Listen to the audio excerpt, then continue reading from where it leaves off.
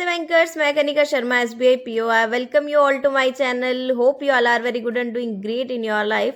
तो आज हम लोग जो है डिस्कस करने वाले हैं डॉक्यूमेंट्स क्या क्या चाहिए आपको IBPS PO के इंटरव्यू के लिए. So without wasting any time let's start this discussion. तो आप लोग ना मैंने वैसे पूरा लिखा हुआ है तो आप उसका लास्ट में स्क्रीनशॉट भी ले सकते हो. तो वैसे 1 बाय 1 हम डिस्कस भी करते जाएंगे. So let's start this. जो मोस्ट इंपॉर्टेंट चीज़ है आपको रखने के लिए वो है आपका कॉल लेटर. जो अभी आपको इंटरव्यू के लिए एडमिट कार्ड आउट होंगे वो आपको जो है उसका कॉल लेटर को प्रिंट आउट करके रख लेना है अच्छे से. उसमें आपकी फ़ोटो वगैरह अच्छे से दिखनी चाहिए, विजिबल होनी चाहिए.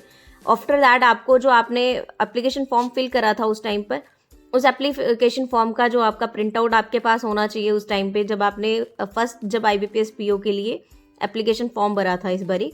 उस आपका डेट ऑफ बर्थ का प्रूफ. उसके लिए आप 10th की मार्कशीट भी कैरी कर सकते हैं अपने साथ एंड या फिर बर्थ सर्टिफिकेट अगर आपके पास है म्यूनसिपैलिटी वगैरह का या कॉम्पिटेंट अथॉरिटी का, सो वो आप उसके साथ लगा सकते हैं.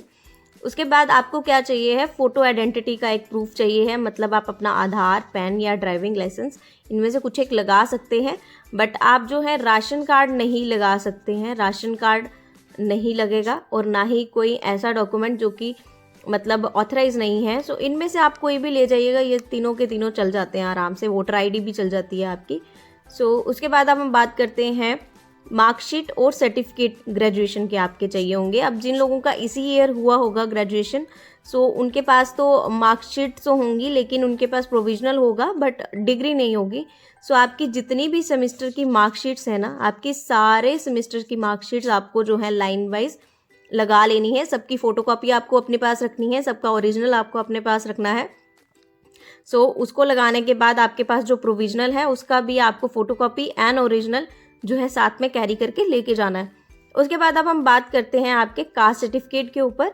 जो भी आपने जिस भी कैटेगरी से लगाया है, चाहे SC ST या OBC, जिस भी कास्ट के लिए आपने अप्लाई करा है उस कास्ट का आपके पास सर्टिफिकेट होना चाहिए टिल डेट. सो आपको वो सर्टिफिकेट अपने साथ ओरिजिनल विद फोटोकॉपी वो कैरी करके लेके जाना है. उसके बाद जिन लोगों ने EWS कैटेगरी लगाई है, सो उनको करंट फाइनेंशियल ईयर की इनकम एसेट की जो सर्टिफिकेट होता है वो लगाना है. मतलब जिसको आप EWS का ही सर्टिफिकेट बोलते हो वही आपका लगना है, लेकिन वो आपका क्या होना चाहिए, करंट फाइनेंशियल ईयर का होना चाहिए या फिर जिस डेट को एडवर्टीजमेंट आउट हुई थी उस डेट तक तो वैलिड होना चाहिए वो आपका. सो आपको उस हिसाब से जो है अपना इनकम एसेट सर्टिफिकेट जो है अगर आपका अपडेट नहीं है तो उसको अपडेट करवा लीजिए. उसके बाद जिन लोगों ने डिसेबिलिटी के लिए अप्लाई करा है, सो उनको डिस्ट्रिक्ट मेडिकल बोर्ड से डिसेबिलिटी का सर्टिफिकेट जो होगा वो उसके साथ लगाना पड़ेगा. सो उसके बाद जो अगर एक्स सर्विसमैन कैटेगरी से किसी ने अप्लाई करा है तो उसके लिए उनको चाहिए होगा सर्विस बुक या discharge book along with their PPO copy. जो आपकी पेंशन की कॉपी बनती है ना, वो भी आपको साथ में लेकर के जानी है. और आपकी या तो सर्विस बुक या डिस्चार्ज बुक आपके पास जो भी है वो आपको लेकर के जानी है, एक्स सर्विसमैन से अगर आपने अप्लाई करा है, जो डिफेंस वाले होते हैं उनके लिए. उसके बाद आपको NOC सर्टिफिकेट लेकर के जाना है अगर आप किसी गवर्नमेंट सर्विस या पब्लिक सेक्टर या किसी सेमी गवर्नमेंट ऑफिस में जो है सर्व कर रहे हैं. सो आपको वहाँ से NOC सर्टिफिकेट लेकर के जाना है इंटरव्यू में अपेयर होने के लिए. सो वो आपको बाकायदा लिख करके देंगे कि आप इंटरव्यू में अपेयर हो सकते हैं, हमें इस चीज़ से कोई ऑब्जेक्शन नहीं है. सो उस चीज़ का आपको सर्टिफिकेट इसके साथ लगाना है. प्रॉपरली वो साइन होना चाहिए आपके कंट्रोलर के थ्रू, सो तभी उसको वैलिड माना जाएगा. तो ये आपको लगाना पड़ेगा अगर आप किसी भी पब्लिक सेक्टर में जो है सर्व कर रहे हैं इस टाइम पे. उसके बाद अगर आपने एज रिलैक्सेशन के लिए अप्लाई करा है, सो आपको उस चीज़ को वैलिड प्रूफ करना पड़ेगा. बाद जो लोग एक्सपीरियंस मतलब दिखाना चाहते हैं कि हम कॉर्पोरेट सेक्टर या कहीं भी हमने एक्सपीरियंस करा है या जॉब करी है, सो उसको उनका क्या करना होगा, एक्सपीरियंस सर्टिफिकेट ला करके देना होगा. कॉम्पिटेंट अथॉरिटी ने, उनके जो कंट्रोलर रहे होंगे उस टाइम पे, उन्होंने उसको साइन करा हो. सो वो एक्सपीरियंस सर्टिफिकेट वो लोग लगा सकते हैं. अगर उन्होंने जॉब करी है, अपने गैप को जस्टिफाई करने के लिए वो एक्सपीरियंस सर्टिफिकेट को लगा सकते हैं. उसके बाद एटलीस्ट आपको जो है अपनी कम से कम 6 फोटोग्राफ्स जो हैं लेकर के जानी है अपने साथ.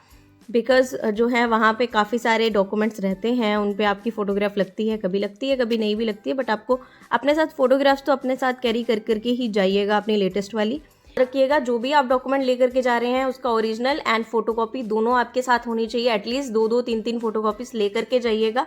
कुछ पता नहीं होता कौन सी फोटोकॉपी कहाँ पे लगेगी. सो एकदम वेल प्रिपेयर्ड होकर के जाइएगा. डॉक्यूमेंट्स को लेकर के आपका कोई इशू नहीं क्रिएट होना चाहिए उस टाइम पर. अपने डॉक्यूमेंट्स को एकदम प्रॉपर रखिएगा, अलग से फाइल बना लीजिए, उस फाइल में सारे डॉक्यूमेंट लाइन वाइज इसी तरह से लगा लीजिए। इसके अलावा अगर आपके पास कोई और डॉक्यूमेंट आपको लगता है रेलिवेंट है, सो वो भी आप लगा सकते हैं। So that's all from my side. Hope you like this video. Do like, share, comment and subscribe. Thanks for watching.